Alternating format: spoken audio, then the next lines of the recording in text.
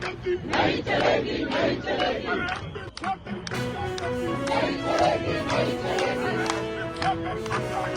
नहीं चलेगी, नहीं चलेगी। नहीं चलेगी, नहीं चलेगी।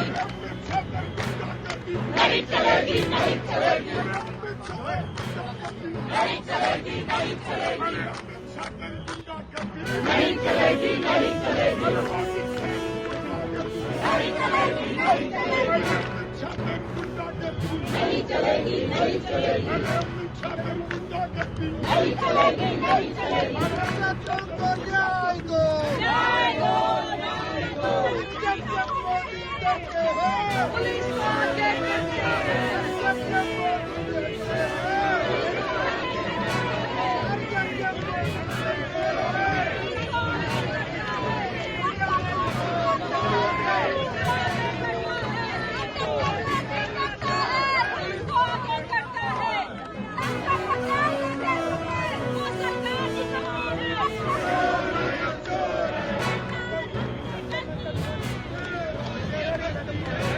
मोदी इस्तीफा दो, इस्तीफा दो, इस्तीफा दो।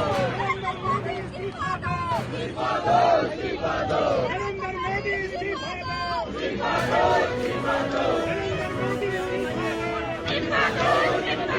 नरेंद्र मोदी इस्तीफा दो, इस्तीफा दो। नरेंद्र मोदी इस्तीफा दो, इस्तीफा दो।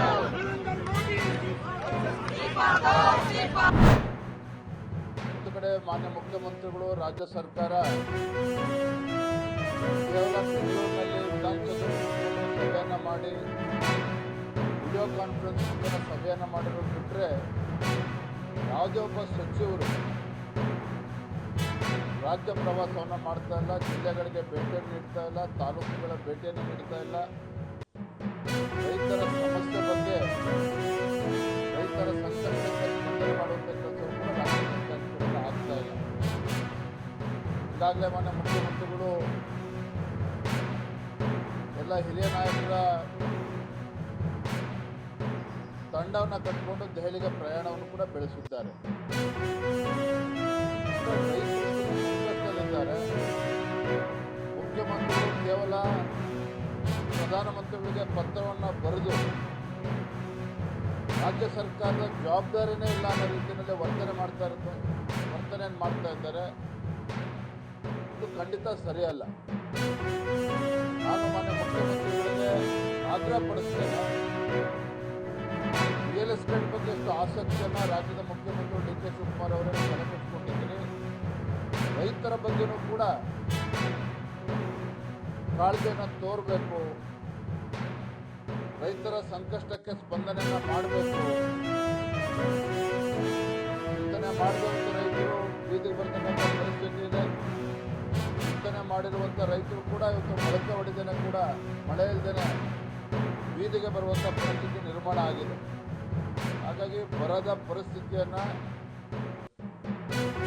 ಸರಿಯಾದ ರೀತಿಯಲ್ಲಿ ರಾಜ್ಯ ಸರ್ಕಾರ ಕೈಗೆತ್ತಿಕೊಳ್ಬೇಕು, ರೈತರ ಸಂಕಷ್ಟಕ್ಕೆ ಸ್ಪಂದನೆ ಮಾಡಬೇಕು. ಸಚಿವರುಗಳು ಜಿಲ್ಲಾ ಪ್ರವಾಸಗಳನ್ನು ಮಾಡಬೇಕು, ಹಳ್ಳಿಗಳಿಗೆ ಹೋಗಿ ಭೇಟಿಯನ್ನು ಕೊಡಬೇಕು, ರೈತರ ಅಹವಾಲನ್ನು ಸ್ವೀಕಾರ ಮಾಡಬೇಕು, ಅವರ ಪರಿಸ್ಥಿತಿಯ ಬಗ್ಗೆ ಅಧ್ಯಯನ ಮಾಡಬೇಕು. ಕೇಂದ್ರ ಸರ್ಕಾರಕ್ಕೆ ಕಾಯ್ದೆನೇ ಹಿಂದೆ ಅನೇಕ ಉದಾಹರಣೆಗಳಿದ್ದಾವೆ.